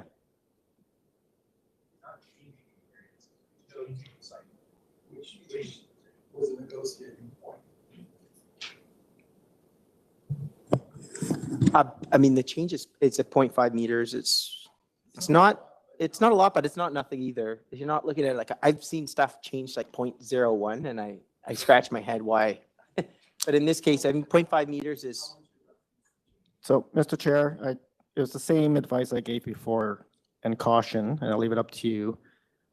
If you're simply tying plans to facilitate an agreement between the. Yeah, that's true. Yeah. Right. If it doesn't, the issue is it was submitted very late. It was submitted yesterday. Yeah. It hasn't had a public viewing. You haven't seen it. It sounds like the only request is to appease the neighbor at this point. Yeah.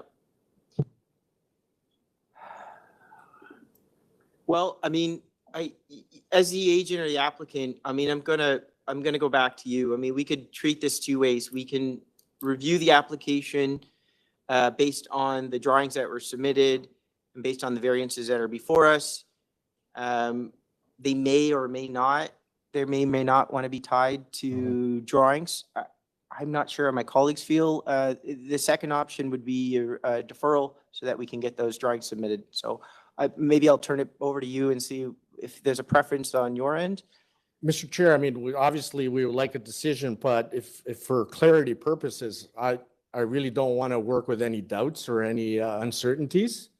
So if you wish to tie it into a cleaner set of drawings, then basically that's acceptable. If we are able to come back to the next meeting, that would be my caveat, if you will, sir. I can't promise when, but I will say we're pretty good. Like we're up to, I don't think it takes too long to get a hearing now. We've got plenty of hearings. So I think as soon as all the ducks are in a row, staff will get you filed in at the next available hearing without delay. I'm hesitant just to kind of do this on the fly, just given, yeah. What do you think? I agree, like there's some ambiguity. I should turn on my microphone. Listen, in principle, like the project is not some monstrous, super complicated item, but there's some opposition to it. The plans were just submitted yesterday. Nobody's seen anything on them. None of them have been circulated. So I don't think it's inappropriate to defer. That's my 2 cents on it. Yeah, and I think the revisions in this case are going to help, if anything, because they're addressing some of the concerns that were raised by neighbors. Whether or not they're valid is another, we can get to that, but it's always good to see some work done prior to coming to us. Okay, we've got some other speakers, so I'm going to quickly check in with them. I would be leaning towards a deferral. I think that's the consensus here. I'm going to check in with our other speakers and ask them specifically just to speak to the deferral request. And then we'll come back to you, and hopefully we can get into committee for a quick decision. Is there anybody else here to speak to this item? It's Rival Ukivi online. I'm the lawyer for Joanne Alter, who is the owner at 114 FELBRIGG, and that's the property immediately to the east. We are not opposed to a deferral. We became aware of the existence of revised plans when we saw them online. Nobody has spoken to us about those revised plans. So we certainly would like an opportunity to study them, because we have put an enormous amount of work into attempting to locate and look at what the impacts are. And we would like to study the new proposal with the same lens so that we have the opportunity to make a decision as to whether the changes proposed by the applicant are adequate and sufficiently address Mrs. Alter's concerns. Fair enough. Okay. Any questions? No questions. Okay. We have other speakers. Through the chair, we have Robin. I'm Ms. Dunbar? Mr. Or Dunbar. Mr. Dunbar. My wife and I own My the home. apologies. I'm sorry. Yeah, I'm a resident of the property, and we have the same concerns as 114. I don't object to a deferral, and we would appreciate if the applicant did consult with us about his plans and give us some time to review those. Okay, very good. All right. Other speakers? Through the chair, we have Gary Langdon.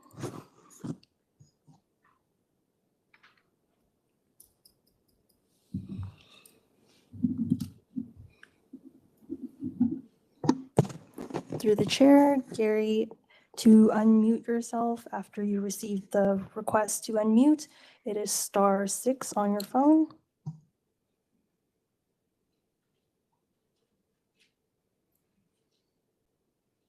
Okay. Yeah, my name's Gary Langdon. I'm at 123 FELBRIGG. I'm across the street from 116. I'm on the south side. I'm also director of the South Armor Heights Residents Association. We learned of this change late yesterday. We don't have any diagrams to look at, and we think it's highly desirable to defer. We think it would be undesirable both for this particular application and for others in principle for the committee not to defer. Okay, thank you. Any questions? Okay. Any other speakers? All right, I'm going to go back to the agent. It seems like we have consensus on the deferral. So if it's okay with you, I'll take us into committee.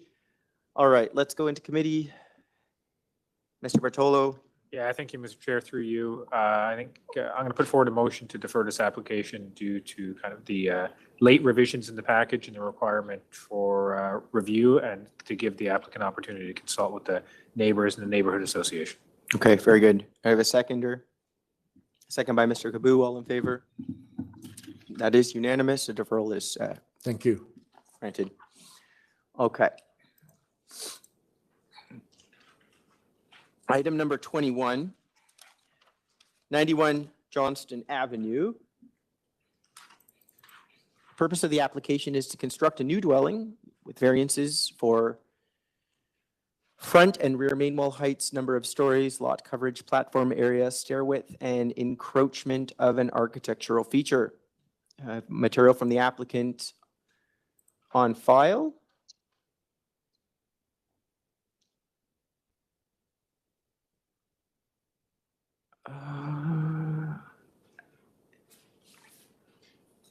We also have a report I see from community planning. We have the agent with I'm here, us. yes, Mr. Chair, Jonathan Minskowski, 301 Keewatin Avenue. Welcome back.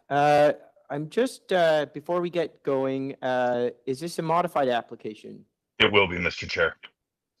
Okay, can you take us through the modifications in relationship to the public notice? Absolutely. Variance number 3 is proposed to be reduced to 32%.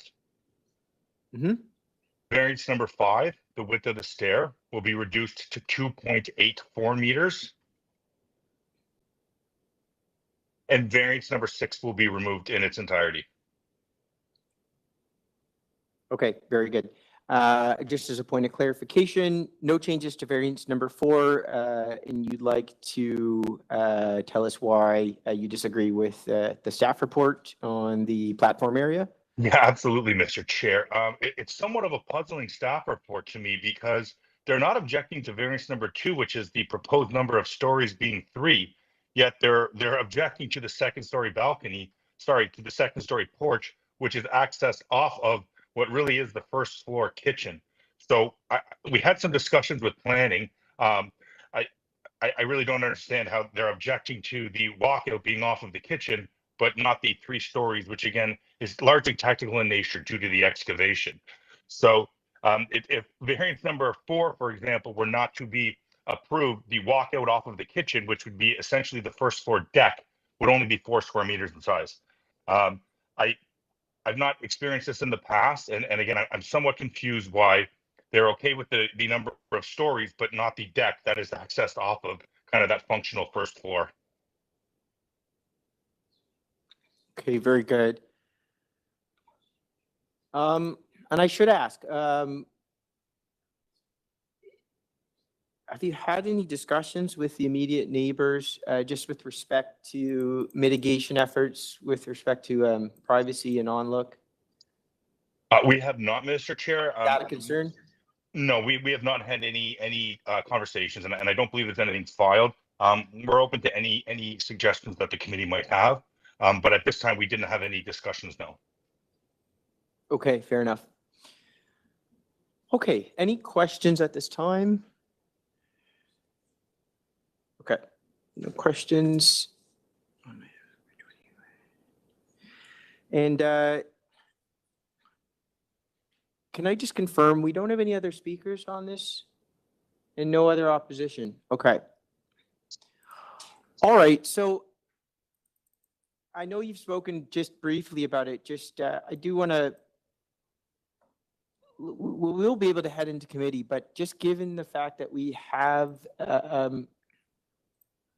that comment from community planning, if there's anything else you'd kind of like to comment or say with respect to that? Mr. Chair, again, that's strictly related to the number of stories. Again, if we had excavated additionally in the basement, dropped the house, which again would have just caused additional costs to the homeowner, possible shoring, and drop that basement, that actual variance for number 4 wouldn't even be there. But that massing as it faces Johnston would remain exactly the same regardless of the excavation. But again, we would actually eliminate 2 variances, which would be number 2 and number 4, just through additional excavation. We're not requesting a projection of it. Yeah, so again, this is largely just due to the excavation of the basement.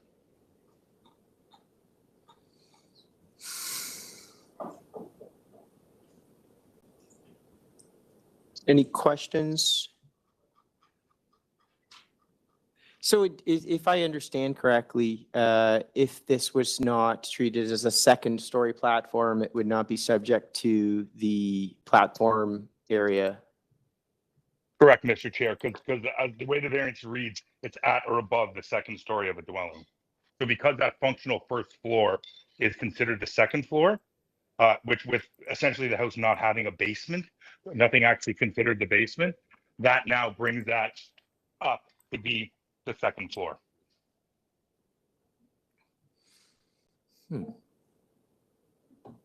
Okay. Yes, Mr. Nipfel. Thank you, Mr. Chairman. Could you tell me if the second floor balcony deck is built, you said you were open to mitigating efforts for privacy. What would you propose along the east side?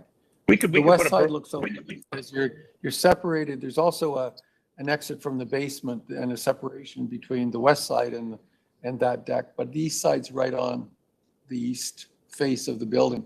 Are you proposing a screen of some sort there? Yeah, we would, through you, Mr. Chair, we would be okay with that, Mr. Knipple. Absolutely.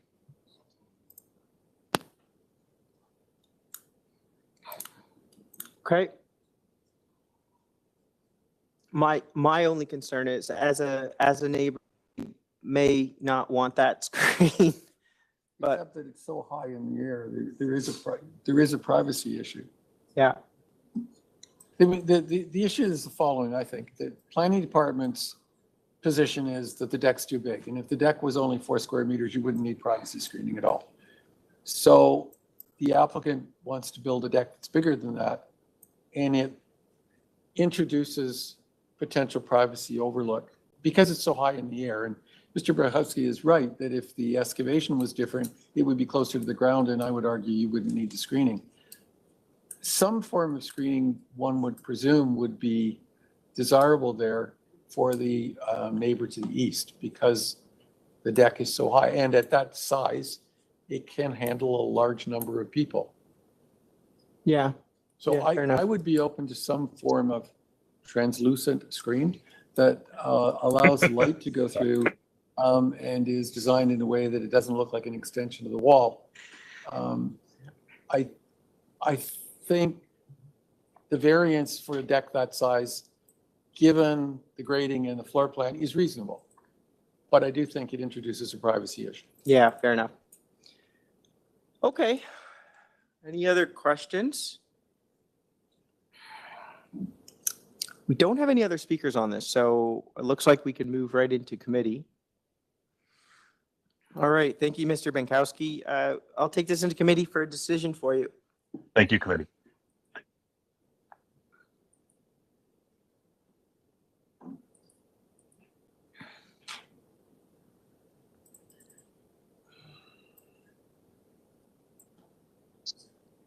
Oh, yes.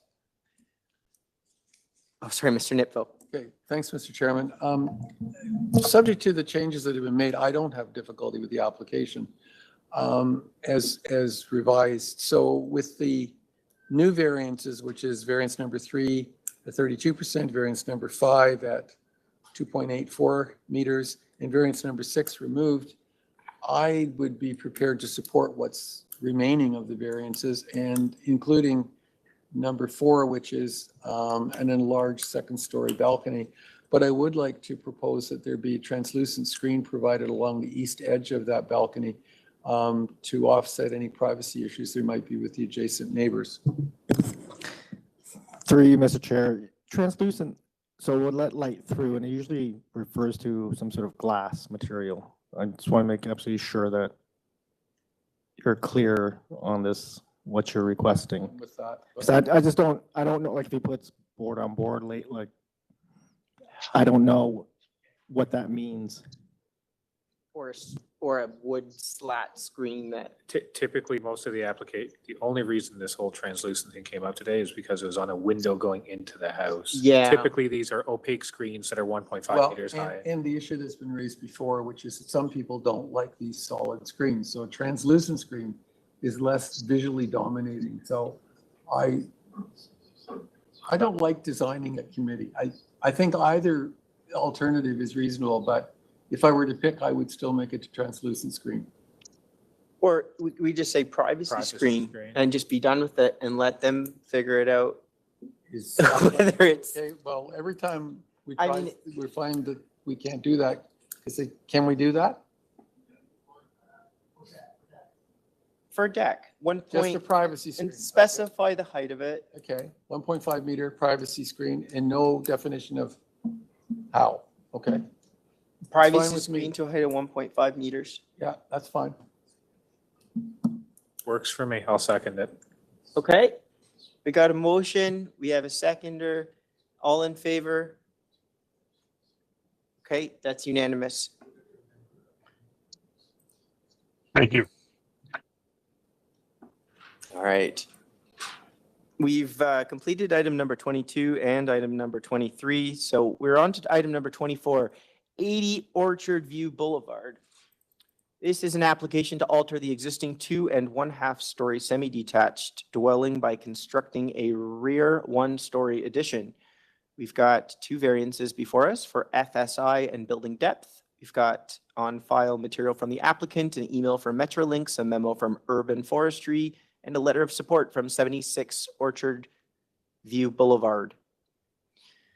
We have the agent with us.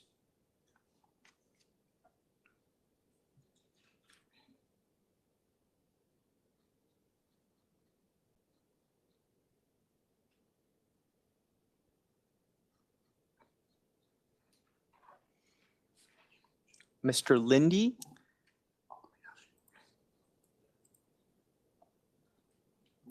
Yes. Yes. Hello. Yes. Good afternoon, good evening, I should say. Your address and your name. My name is Stephen Lindy, architect and agent for the proposal. I am located at 48 Bedford Park Avenue in Okay, Mr. Lindy, I've reviewed the file. I don't require presentation. I'm going to ask my colleagues whether or not they have any questions or they require a presentation. I'm seeing heads shaking no. If there's anything you'd like to add, please do so. Otherwise, I'm ready to take us into committee. Thank you, Mr. Chair. That's fine. Okay, thank you. All right, let's go into committee. Yeah, Mr. thank you, Bartolo. Mr. Chair. For the 23 centimeters they're requesting, I can get behind that. The FSI, I have no concerns. It's not really triggering anything else. So pending any comments, I will put forward a motion to support, to approve this application, subject to the conditions of the urban forestry memo attached. All right, do I have a seconder? Seconded by Mr. Kaboo. All in favor? That is unanimous. May I ask something, please? Item number. There was no condition of urban forestry.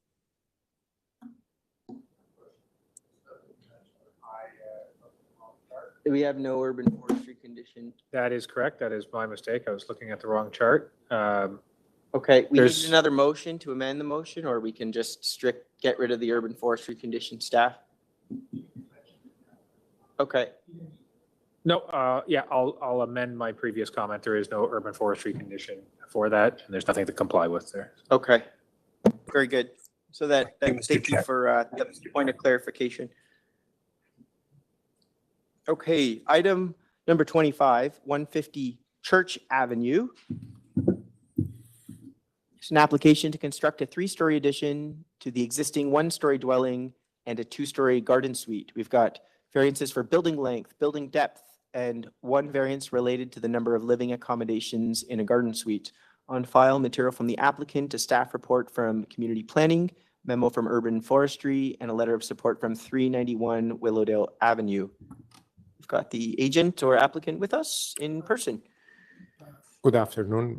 My name is Ali Malik, and I'm architect and also agent, an applicant for this application.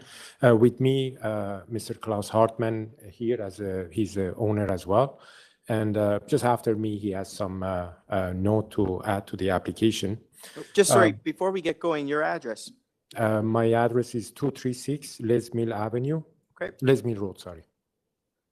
All right. I do note community planning is recommending refusal.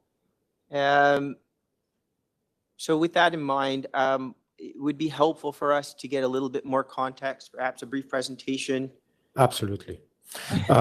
First, we try to communicate with the community planner, and unfortunately, I am in this opinion that their report is not a correct report.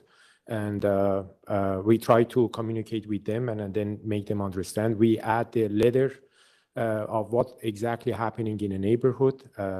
And I don't think the wording of non-complying with the community or neighborhood character is a writing word for this application.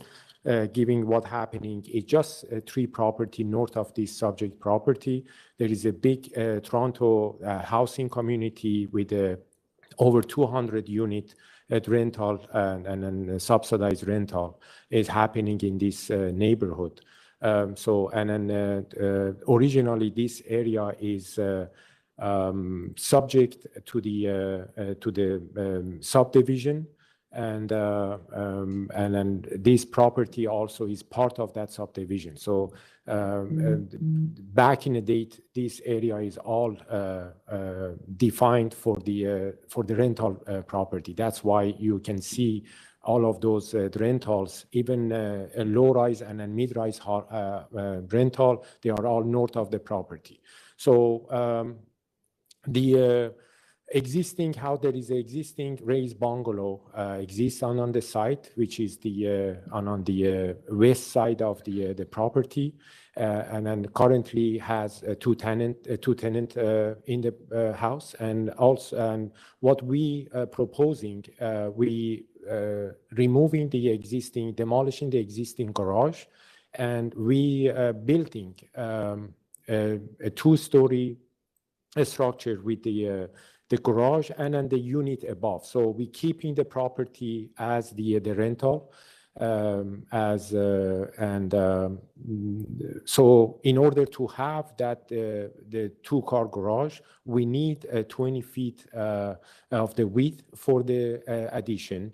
So that's what we are keeping, and then giving the adding that 20 feet to the length of the existing building. That's why it came up to the over just 19 meters. The other issue happened with the zoning review on this application was that the zoning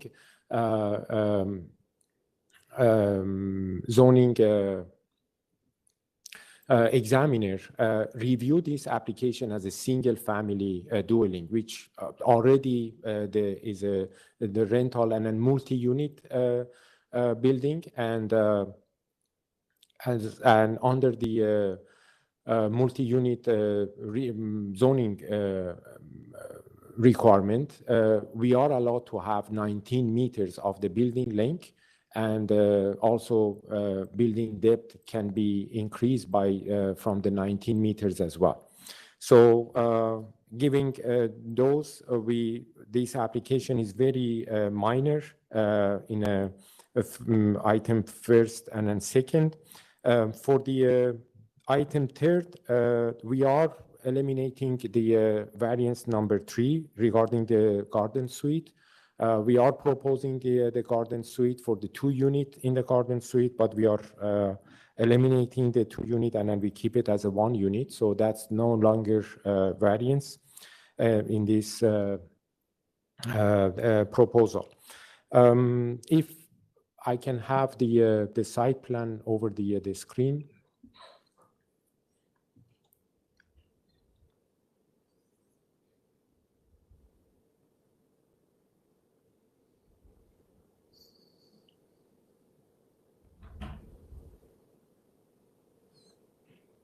Thank you.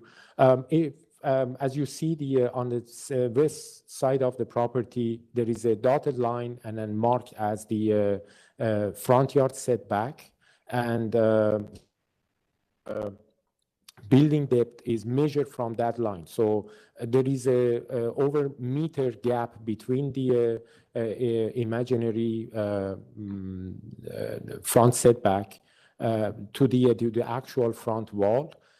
So if our existing building was exactly on that line, we wouldn't have any variance in terms of the building depth. I just wanted to point the last item that there is, as I mentioned, there are already 2 tenants in the existing building. Without interrupting their life, we wanted to just add to the back of the building for the new unit. So that's why we have these two additional variants to accommodate this new rental to the back of the building. If you don't mind, Mr. Klaus Hartmann is here. If he wants to add just a few notes to this application. Okay, yes, but very briefly, because we're only supposed to have Yes. 5 minutes Yeah.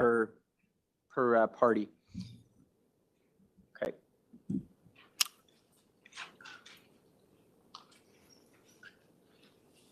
Yes, I just want to address a few comments to the area. I've been a resident in this area for 58 years. in Before you Old do, Hilldale. sorry to interrupt, we got to get your name and Klaus address for the Hartmann, record. Klaus, Hartmann, Hartmann. And your address? My address is 37 Laley Crescent. Okay. You're all set. So I've noticed over the years a gradual change in housing from homes 1,200 to 1,500 square feet to 4,000 square foot new homes. I think there's something to be said for trying to preserve the existing housing stock and try to maintain some of the character of what used to be the old Willowdale area. That's what I'm trying to do right here. I'm trying to maintain the existing bungalow that's on site. I'm renting to some tenants. They're on social assistance. They're very reasonable rent, lower than what's comparable in the area. I don't want to remove the building and construct 4 brand new apartments because there's no way I would be able to rent out these units to these tenants at the same rent. So I'm trying to accommodate the existing housing, but at the same time provide affordable or maintain affordable housing and provide additional housing. Those are my comments. Thank you. Okay. Yes. Question? I have a question about the garden suite. I understand one of the concerns that the planning department had was it was for 2 dwelling units, and I understand you're amending it to be 1 dwelling unit. We already have approval for a building permit, but as a single family residence. So we applied for 2 apartments instead of the single family residence on the assumption that it would provide more affordable housing in the area, but apparently they're not. Does the envelope change? No. And what happens inside? What happens inside would be three bedrooms on the second floor, and the main floor would be open kitchen, living room area. Okay. And then So the envelope would have been the same, but it's 2 apartments legal instead of a single family residence. But we're willing to withdraw that part of the application. Thank you very much. I try to keep it simple. Thank you. Any other questions? Okay. Okay, I think we are good. We don't have any other questions. Prepared to move into committee at this time.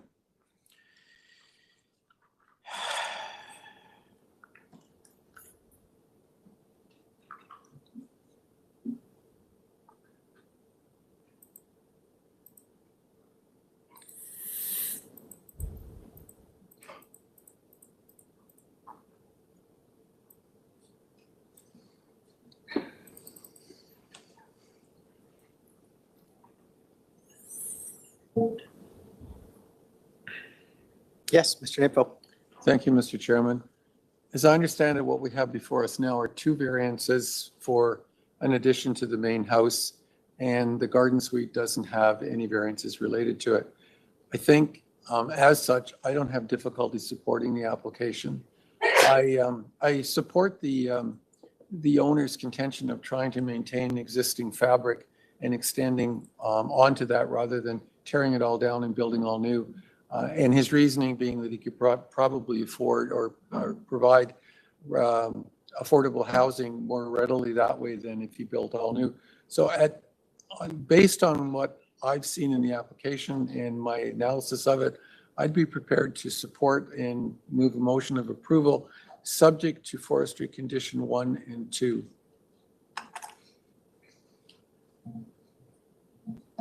All right, second by Mr. Bartolo. All in favor? Okay, opposed? Mr. Allison? Okay, the motion carries. The application is approved. Thank you. All right. All right, last item of the day. Item number 26, 9 Sandfield Road.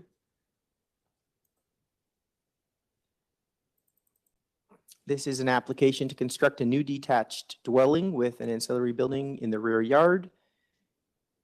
We've got one variance for lot coverage on file, material from the applicant, and a letter of concern from number 9 Sandfield Road.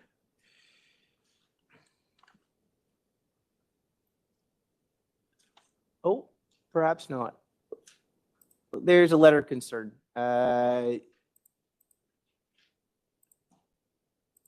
On file. Let's just see here. We have the agent or applicant with us. The letter of objections from number 7 Sandfield Road, the immediate neighbor. Do we have the agent or applicant with us? Yes, Hello? we do. Let's get them online. Hello? Hello. Hello, Mr. Chair? I can hear you. Yep. Your name and Yes. address, please. My name is Nafisa Zangiabadi. Address is 30 Apple Orchard Path, Thornhill. Okay, thank you. All right. I do see one variance here. I'm going to ask my colleagues whether they require a presentation or not with this one.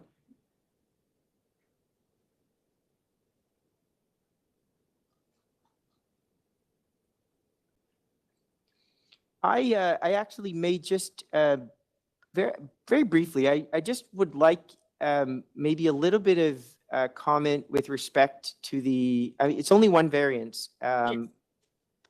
Is there any precedent that you have in the area to support additional lot coverage?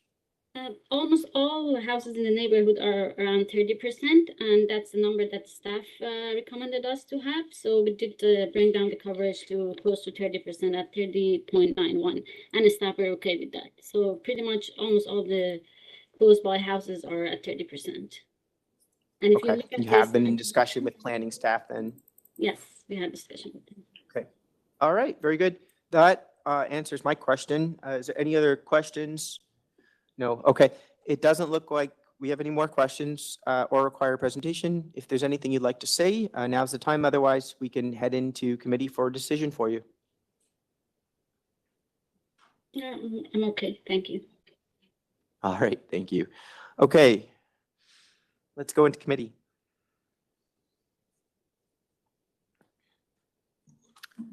Yeah, thank you, Mr. Chair. I mean, through you, this file has gone through a couple iterations now. I think they've worked with the planning staff to bring it to a level that planning deems acceptable. It's a large lot, and this coverage variance is not triggering anything else, so I don't have a problem with it. If there's no comment from my colleagues, I'll just put forward a motion to approve this application without condition. All right. Second by Mr. Nipfel. All in favor? That is unanimous. Application is approved. All Thank right. you. The time is now 5:51. That concludes our hearing for the day. Can I get a motion to end our hearing? We need that? I will put forward a motion to adjourn. To adjourn, yes. And seconder? Mr. Kaboo, all in favor? Unanimous. We are adjourned. Thank you, everybody.